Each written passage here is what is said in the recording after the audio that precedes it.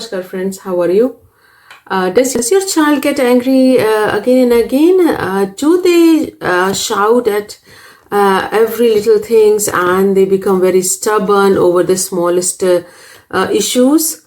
Today we are going to talk about the reasons behind the frequent anger in children and how as a parent you can help your children without yelling and added stress. So let's dive in. First, we are going to discuss about the common signs of uncontrolled anger. First is like hitting and throwing things. Second is shouting and refusing to listen. Third is like struggling to calm down. And fourth is like getting upset over very small things. These all are the sign of emotional dysregulation, meaning that your child may be finding it difficult to understand and control their emotions. We are going to find out the reasons behind it and why your child is not able to control his or her emotions. So reasons or causes you can say is the first one is sensory overload.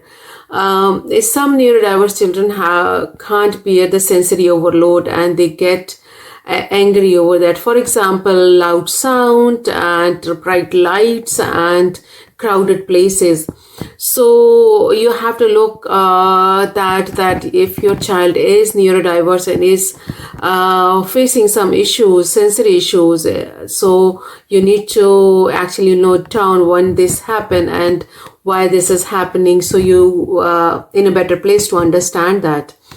Second is like maybe they are hungry or sleepy, or maybe they are too tired and they don't want to do anything. They don't want to listen to you. They just want to relax. So if you say something, they just outburst of that because they are not in a mood because of these reasons.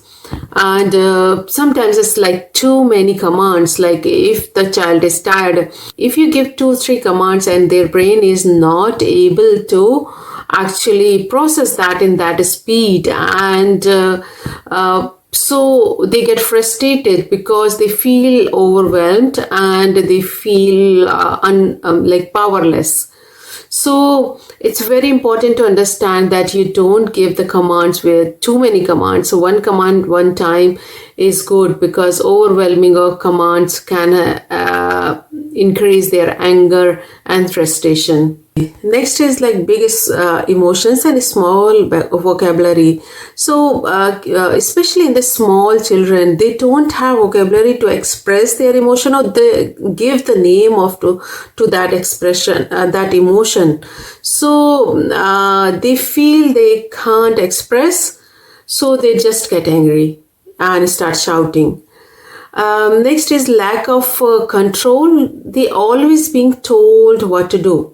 So they are not trained, their brain is not trained that to do things by themselves, because all the time parents tell them what to do, and when they have to do by themselves or given commands to do it something, they get angry because they don't understand how to do it or what to do about it. So next is imitating behavior. So children always imitate their parents. The behavior you show, they always follow. If you always shouting and yelling and asking to do something with like loud voice, they are going to copy that. So you need to be very aware that the behavior you show, they are going to imitate, they are going to copy, and they are going to reflect that. Next is underlying condition examples: ADHD, sensory processing disorders, and anxiety. These can increase the anger and frustration within the child. So if your child is showing this kind of behavior, you need to check with the behavior therapist to understand that this is happening because of these reasons. In short, if I can explain that anger is often just a surface of emotions. Underneath this, it's usually frustration, helplessness, and exhaustion.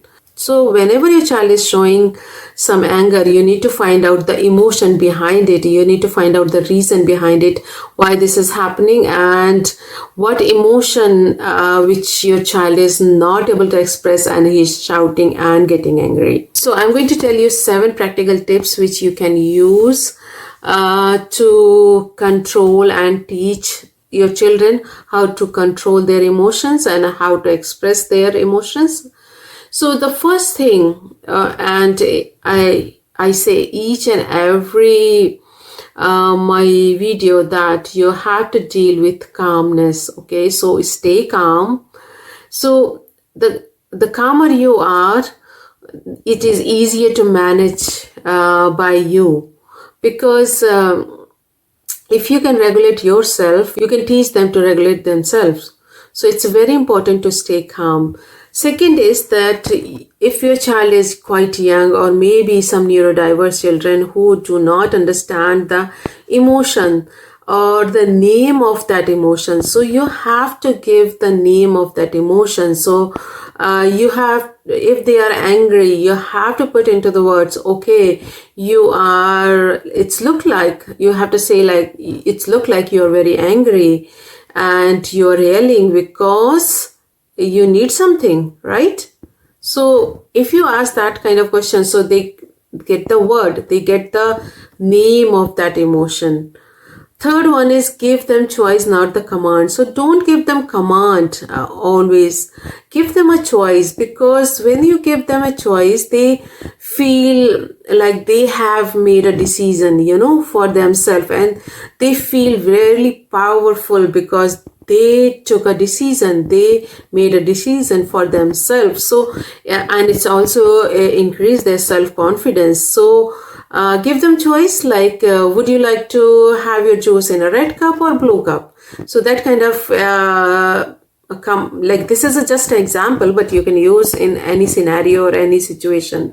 So if you're pouring the juice in some cup and they are getting angry and you don't understand why this is happening, so you can ask that time and give them a choice. Next is use visual timer and routine chart. Usually children find it's easier when they have a schedule planned and everything is like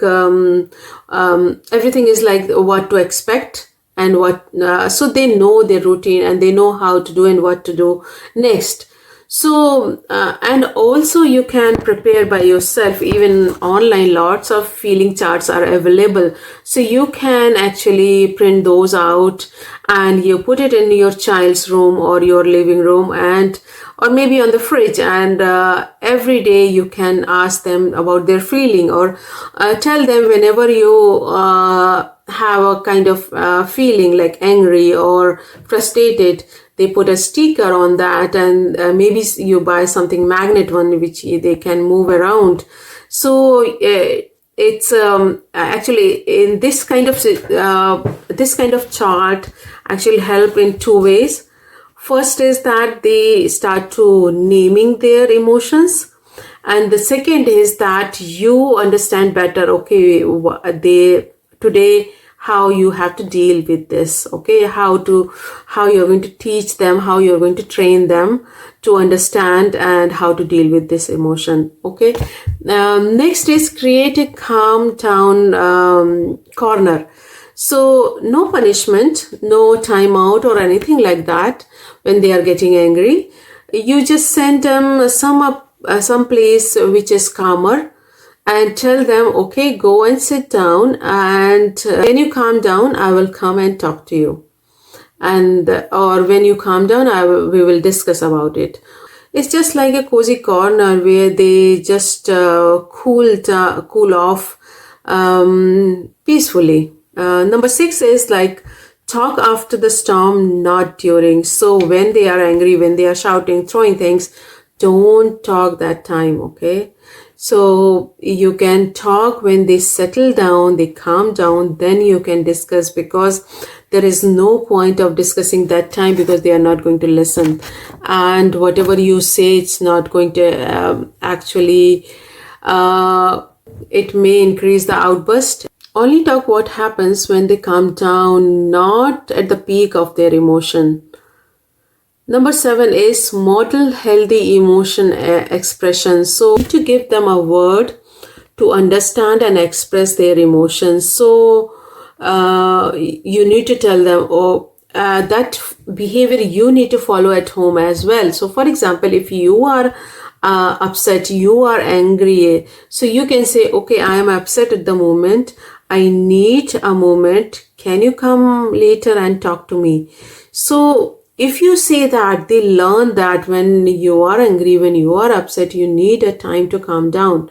So in this way, you can train them to actually follow the same, as I said, they imitate the behavior and the attitude and everything of the parents. So you are setting an example when you are showing and telling them, expressing your emotion and training them that way. So it's very important to model that and let them understand how to deal with it. Okay. Again, stay calm, name the emotion, give the choices, use visual charts and timers. Number 5, create calm down corner. Number 6, talk after the storm, not during. And number 7, model healthy emotion expression. Normal anger, anything which you can control by these methods, these practical tips. But you need to understand when you have to seek the help if you are not able to control your child behavior or anger issues. It may be the time to speak to the child therapist or child specialist and behavior therapist, because they can guide you how to control that if you are not able to do after using all those 7 tips. Tools like Locus Therapy app can help with the early screening of sensory processing disorders or challenges. So if you can check that, is it not the case that your child is having some sensory issues, sensory processing issues? I have covered everything about the sensory processing issues in one of my videos. If you go back and check, and if you want to go through and try to understand that, you can, and it's maybe help you to identify is that your child is facing the sensory processing disorders and challenges or not. So otherwise you can go to Locus Therapy app and there is a free screening tool, so you can check the sensory processing disorder and issues by doing a questionnaire, yes or no. So you can screen and get the result that is your child facing the sensory issues or not. If your child is facing sensory issues, then again the occupational therapists are going to help you and the child therapist can help you to manage that and understand that better and give you the guideline how to manage and what to do about it. So that's all. I cover everything in a nutshell. So in the last, I just want to say that parenting is a journey and anger is a part of it. But if we understand child emotions and teach them how to deal with their emotions, we are helping to shape healthier and a stronger future for them. So let's raise the emotionally strong kids. That's all for today. Namaskar. Bye-bye.